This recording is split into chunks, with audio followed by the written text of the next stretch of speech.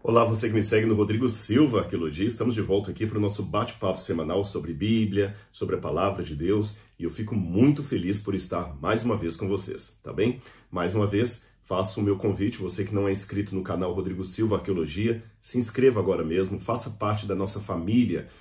Somos quase 2,5 milhões de pessoas que toda semana estão aqui seguindo esse canal, mas falta o seu nome aqui também, tá certo? Se gostar do conteúdo, deixa o seu comentário, se gostar também deixa o seu like, ative o sininho de notificações, todas essas coisas que você deve saber aí, que fazem parte daquele que segue bons canais na internet. Eu espero que isso aqui seja um bom canal para você, tá bom? Mais uma vez também quero convidar você a ser meu aluno no curso A Bíblia Comentada com Rodrigo Silva. Eu vou deixar depois do vídeo aqui o descritor, o link do curso que você pode fazer, tá bom? E hoje eu quero tratar sobre um tema que, via de regra, ele volta à baila. Várias pessoas já perguntaram isso nas redes sociais.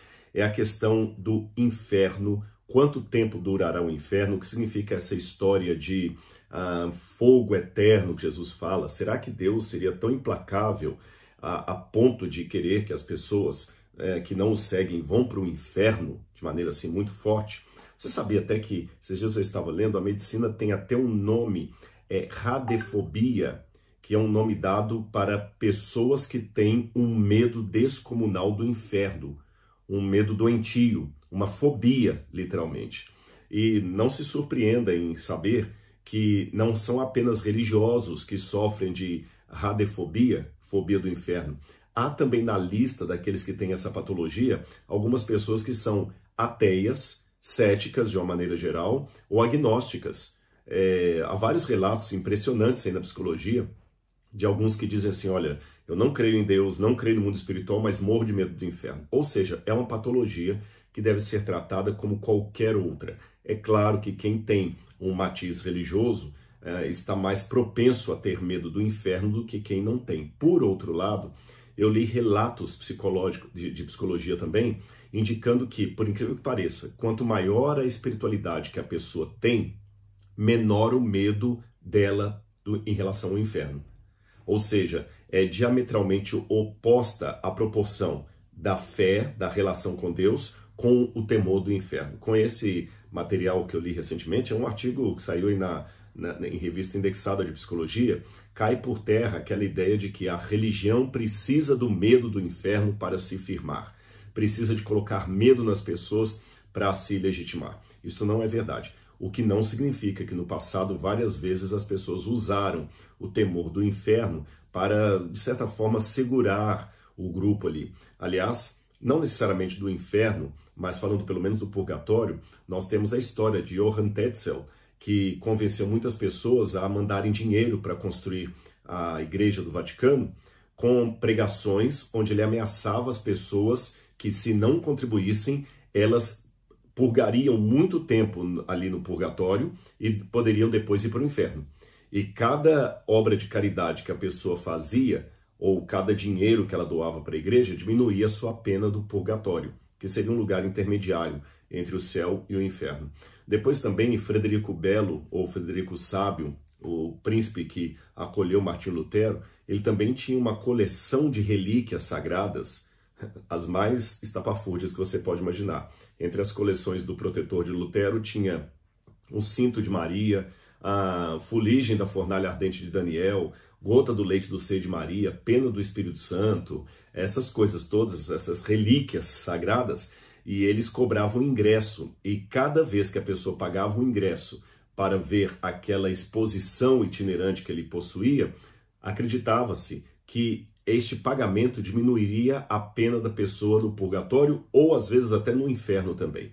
Ou seja, é uma história aí de medo que tomou conta de muitos púlpitos, de muita argumentação. Contudo, em que pese a admissão dessa pregação do medo sobre o inferno, não é verdade dizer que a espiritualidade está atrelada a isso, tá certo? Porque eu falei, material psicológico feito que quanto maior a espiritualidade da pessoa, maior a fé dela, menor o temor do inferno.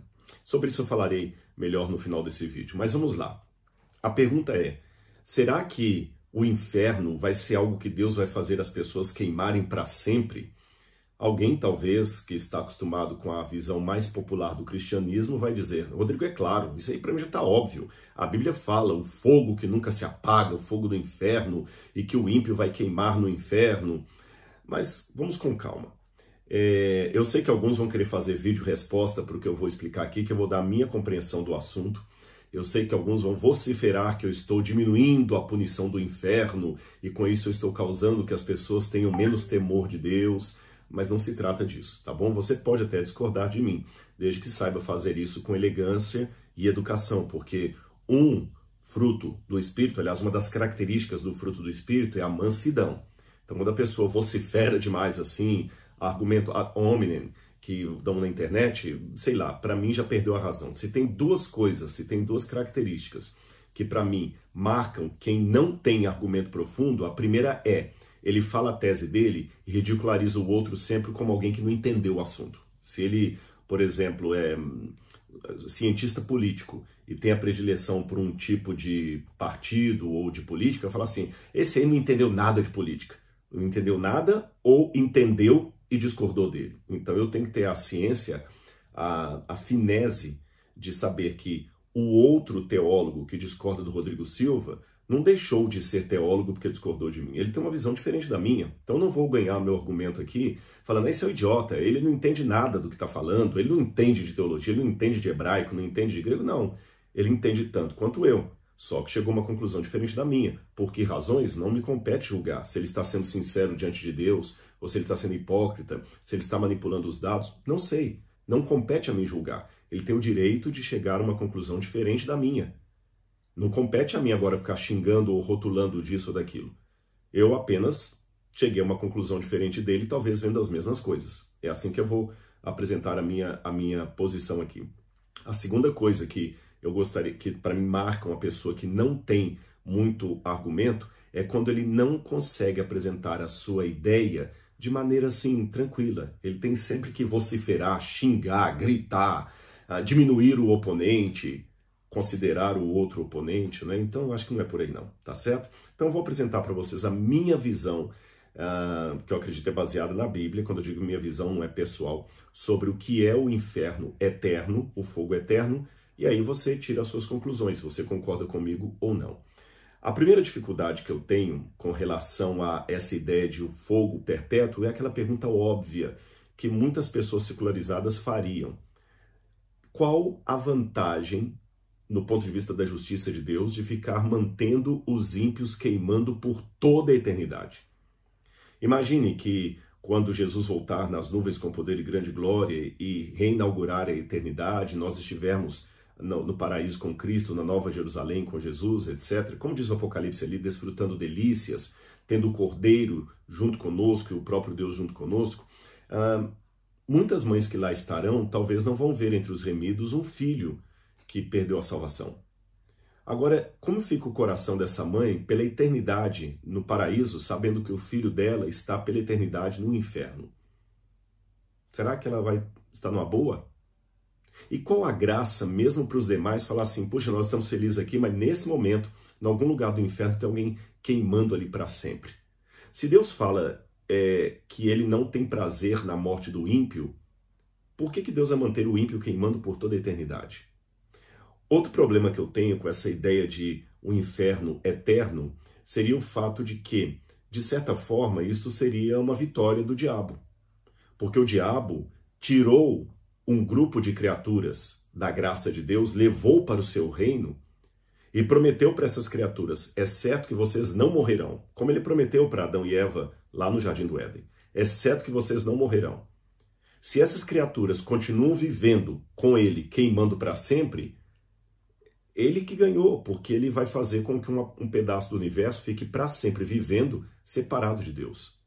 O terceiro problema que eu vejo com essa doutrina do inferno eterno seria o seguinte: vida só existe em Deus, ponto. Não existe vida fora de Deus.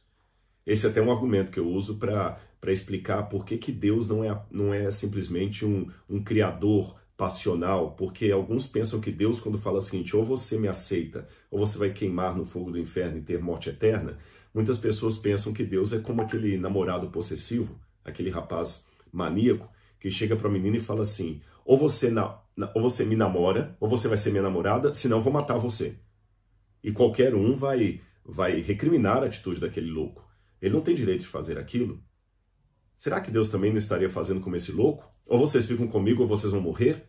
Não, não, não. A comparação não é essa. Porque aquela menina da ilustração que eu usei aqui, ela tem outras opções de namoro que não aquele rapaz, e certamente opções muito melhores do que ele. Muito melhores. Ele não tem o direito de querer exigir exclusividade na vida dela, porque ela tem outros rapazes com quem ela pode namorar. Não precisa ser com ele. Agora, no caso de Deus, a comparação é outra. Deus não é uma alternativa entre outras que nós temos de viver. Deus é a única alternativa de vida. Fora de Deus não há vida. Então, quando Deus diz para os seus filhos, fiquem comigo, senão vocês vão morrer, não é como o passional, ou você namora a mim, ou então você vai morrer. Não, não é isso. É como se a água dissesse para o peixe, ou você vive em mim, peixe, ou você vai morrer, porque peixe só vive dentro da água. Então, se a água, hipoteticamente, tivesse sentimentos e mente, e pudesse se expressar e conversar com o peixe, exigindo que o peixe fique dentro dela para continuar vivendo, a água não está sendo possessiva, nem ciumenta, nem maníaca. A água está sendo simplesmente realista, porque fora da água não há vida. Fora de Deus também não há vida. Percebeu?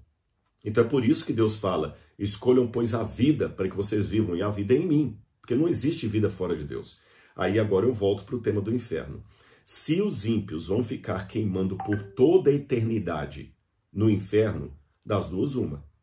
Ou existe vida fora de Deus, ou Deus está no inferno também. Porque se só existe vida em Deus, como é que alguém vai viver para sempre queimando se ele está fora de Deus? Ele está na impiedade. Ou o inferno também faz parte do ser de Deus? Isso é muito complicado. Então, falar que os ímpios vão queimar para sempre na ausência de Deus não faz sentido, porque vida só em Deus. Falar também que Deus vai estar no inferno para que permita que eles tenham vida, também não faz sentido uma coisa dessa. Tá bom, mas você deve estar perguntando, Rodrigo, o que eu faço com as passagens da Bíblia que tantas vezes mencionam o inferno como sendo algo eterno? Bom, Jesus fala pelo menos 22 vezes do inferno, embora ele use duas palavras diferentes aqui, tá bom? Mas 22 vezes ele fala do inferno. 12 vezes ele usa uma palavra hebraica, Geena, que eu vou explicar daqui a pouquinho para você. 10 vezes ele usa a palavra Hades. Não ele, Jesus, mas o autor do Novo Testamento, os autores do Novo Testamento. Porque Jesus falava em hebraico e aramaico. Mas os autores do Novo Testamento traduziram as palavras de Jesus para o grego. Então, em 10 vezes que Jesus menciona o inferno, eles usaram a palavra Hades, que é inferno em grego. Tá certo? E 12 vezes que Jesus fala do inferno, eles preferiram manter a palavra original hebraica ou aramaica, que é a mesma palavra, que é a palavra Geena, que é o nome de um vale que ficava do lado ali de Jerusalém. Mas eu vou ler 2 ou 3 passagens dessas aqui para vocês. A primeira está em Mateus capítulo 5, versículo 23, que diz assim, 22, que diz assim: Eu, porém, lhes digo que todo aquele que se irá contra o seu irmão está sujeito a julgamento, e quem insultar o seu irmão está sujeito a julgamento do tribunal, e quem chamar de tolo estará sujeito ao inferno de fogo. Preste atenção nessa expressão. Inferno de fogo. Quando a gente vai para Mateus capítulo 11, versículo 23, Jesus fala assim das cidades que desprezaram o seu ensino. E você, Cafarnaum, pensa que será elevada até o céu? Será jogada no inferno. Porque se em Sodoma tivessem operado os milagres que em você operou, ela estaria viva até os dias de hoje. Você será jogada no inferno. E há várias situações em que Jesus menciona, eu até anotei alguns aqui, o inferno como sendo um lugar de tormento eterno. Quer ver? Eu vou pegar aqui para vocês um exemplo, deixe-me ver aqui. Vamos ver aqui uma passagem que fala do Marcos 9:47. Essa passagem é boa. Marcos 9:47. Olha o que ele diz aqui. Eu só estou lendo algumas passagens à guisa de ilustração. Marcos 9:47, Jesus fala assim. vamos ver aqui, 47. Diz assim, eu vou ler do 45. Se o seu pé leva você a tropeçar, corte-o, pois é melhor entrar na vida aleijado do que tendo os 2 pés e ser lançado no inferno, onde não lhe esmorre o verme, nem o fogo se apaga. Embora essa expressão aqui na minha Bíblia esteja entre colchetes, significa que ela não está nos melhores manuscritos gregos, mesmo assim a ideia do inferno como sendo um fogo que não se apaga, aparece também no Apocalipse, são atormentados de dia e de noite, etc. Pois bem, qual é o sentido disso? Um fogo que não se apaga. Vamos por partes. Em primeiro lugar, essa expressão fogo que não se apaga, ela vem de Isaías. Isaías capítulo 66, versículo 24. Eu vou ler para vocês aqui, olha. Isaías capítulo 66, versículo 24. Vamos ver se o fogo que não se apaga é realmente um fogo que nunca realmente deixa de existir. Diz aqui, olha, eles sairão, está falando esse texto de Isaías justamente da felicidade eterna de Sião, o que vai acontecer com os ímpios. Eles, os salvos, sairão e verão os cadáveres daqueles que se rebelaram contra mim, porque o seu verme nunca morrerá, nem o fogo se apagará, e eles serão um horror para toda a humanidade. Veja, aqui a descrição de Isaías não é de um fogo queimando almas desencarnadas. Fala que o fogo, o verme nunca morrerá, tá certo? E eles verão os cadáveres. Cadáver é o corpo físico.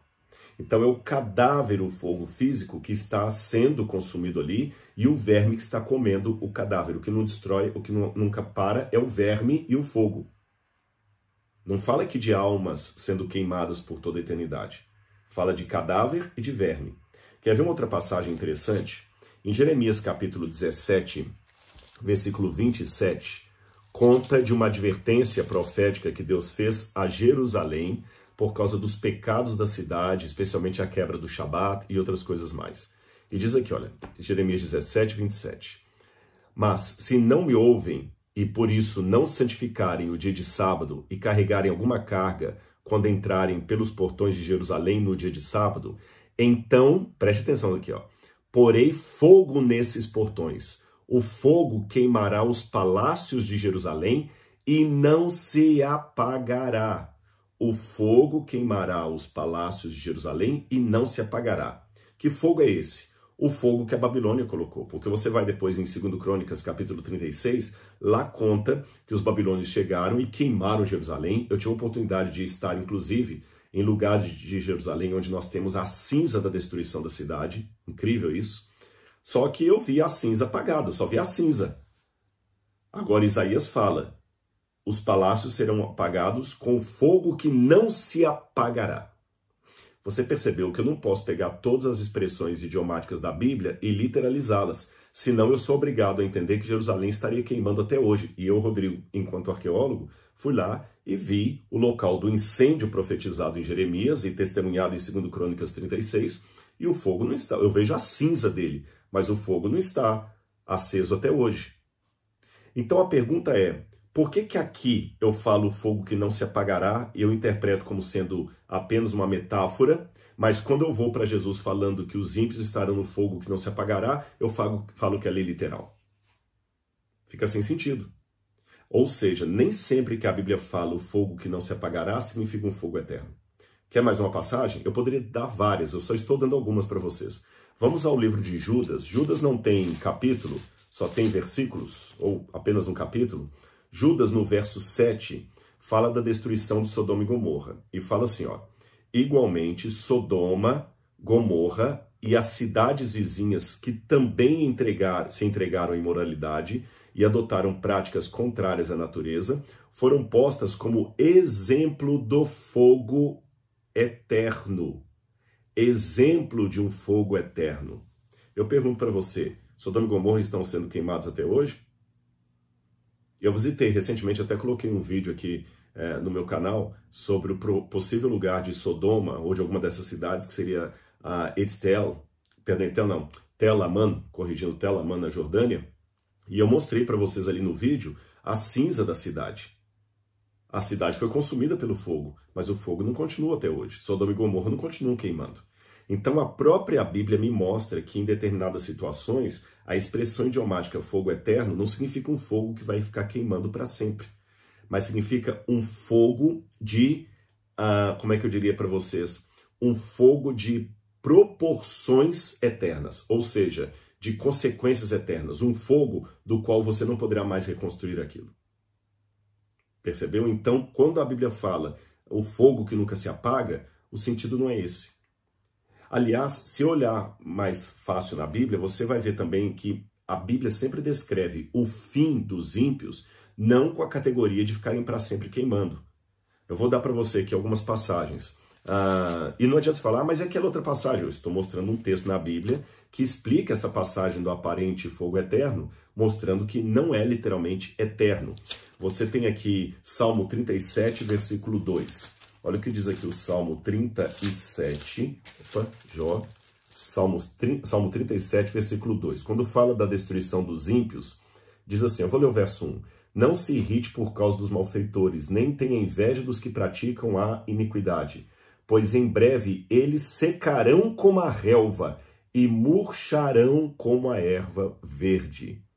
Aí quando a gente vai no verso 9 e verso 10 do mesmo Salmo, diz assim, porque os malfeitores serão exterminados, mas os que esperam no Senhor possuirão a terra. Mais um pouco e já não existirão os ímpios. Você procurará no lugar onde eles estavam e não os encontrará. Ora, se os ímpios vão ficar queimando para sempre no inferno, como é que eu explico essa passagem que eles serão exterminados e já não existirão? Então não faz sentido essa questão de ficarem queimando para sempre. E você pode perguntar assim, tudo bem, Rodrigo, mas por que então Deus usa essa metáfora do fogo? Antes de falar da metáfora do fogo, deixe-me então falar com você das palavras bíblicas que eu mencionei. Se você olhar em 12 das 10 vezes que Jesus menciona o inferno, a palavra que aparece ali é Geena.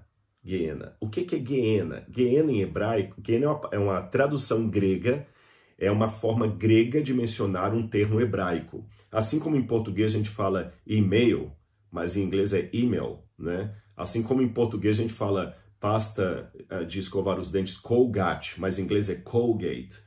Assim como a gente acaba aportuguesando algumas palavras, eles também pegam alguns termos do grego, do hebraico, e tornam uma forma mais fácil de falar em grego. Então, quando eu pronuncio Geena, essa é uma forma grega de pronunciar a palavra Rinon. Rinon.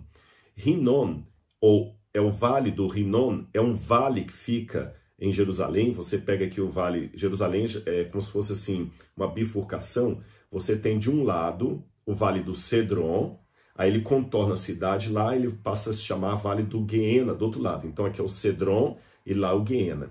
Esse Vale do Geena, se você ler no Antigo Testamento, há várias passagens que mostram que ali os pagãos e até alguns reis apostatados de Israel queimavam crianças em sacrifício a Moloch.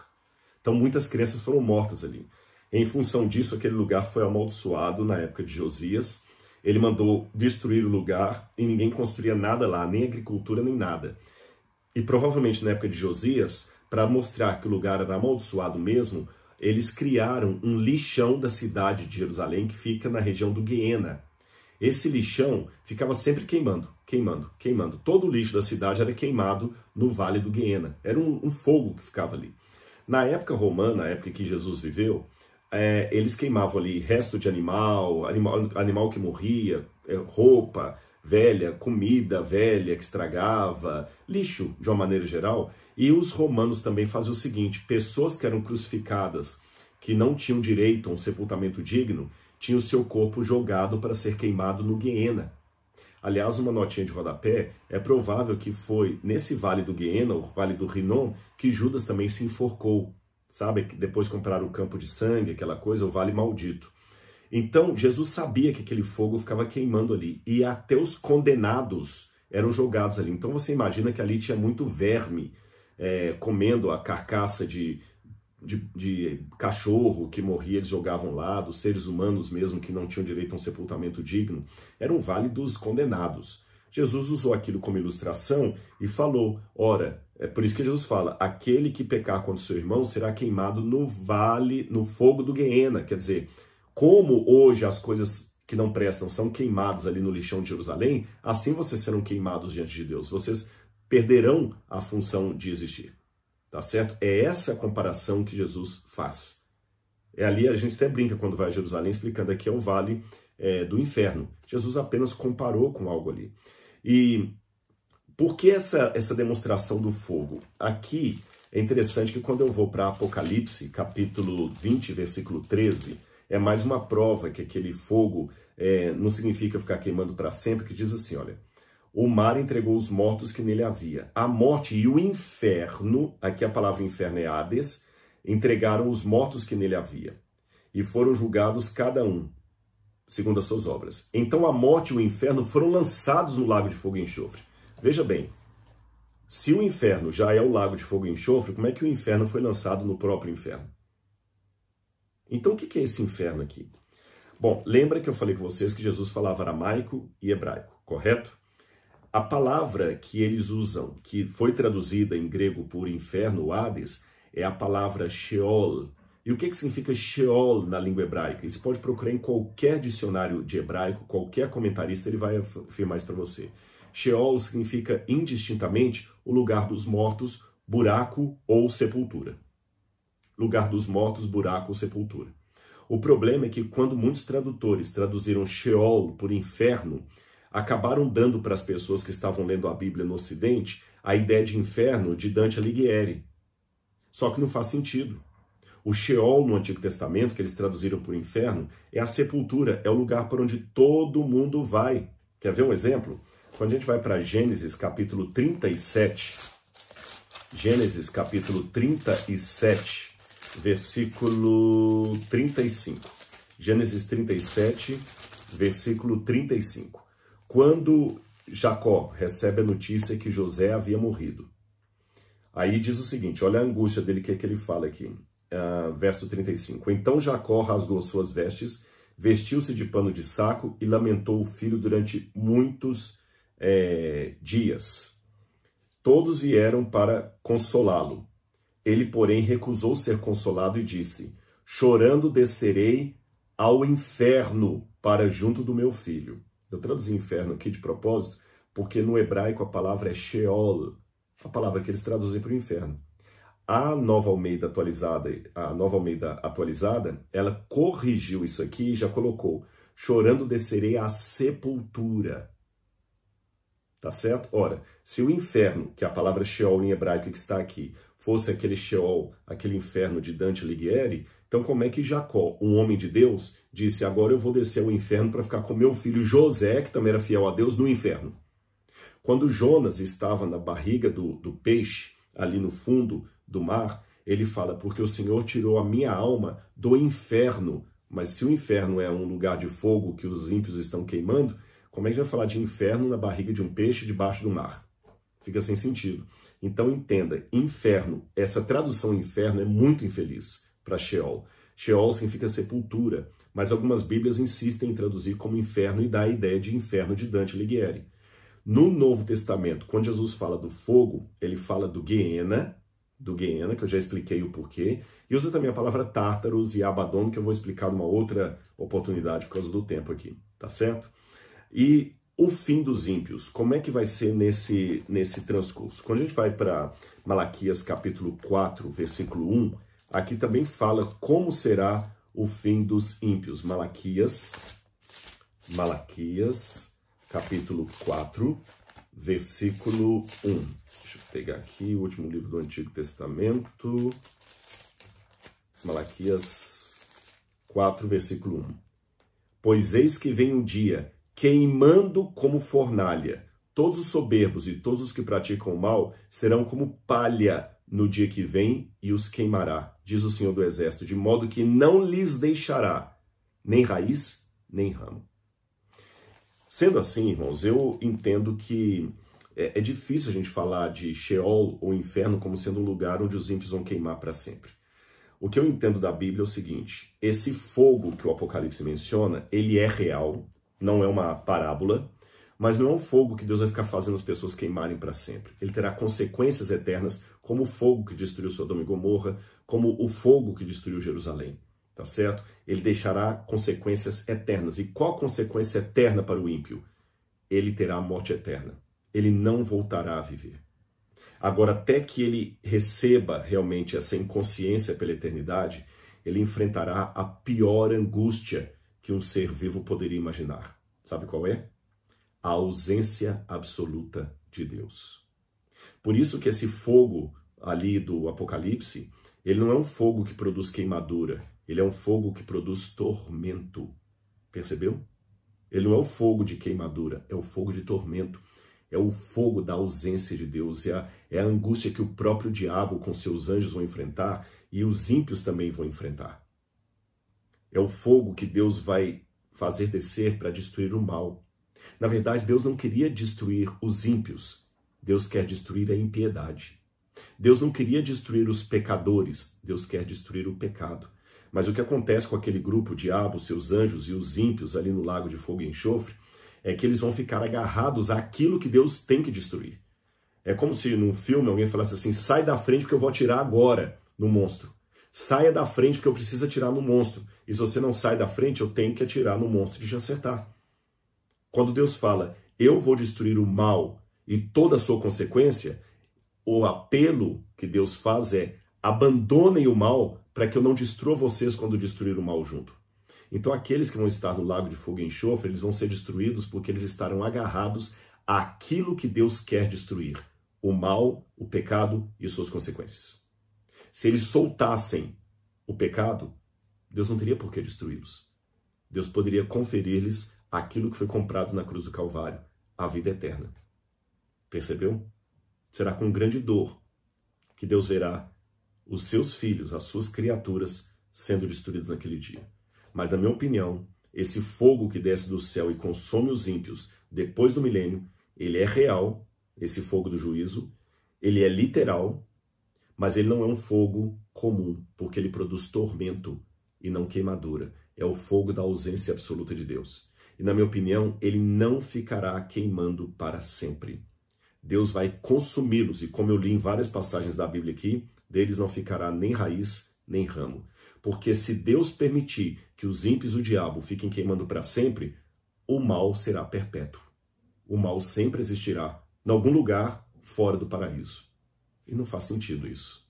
Porque a vida é em Deus. O salário do pecado é a morte. A Bíblia não fala que o salário do pecado é morrer eternamente queimando.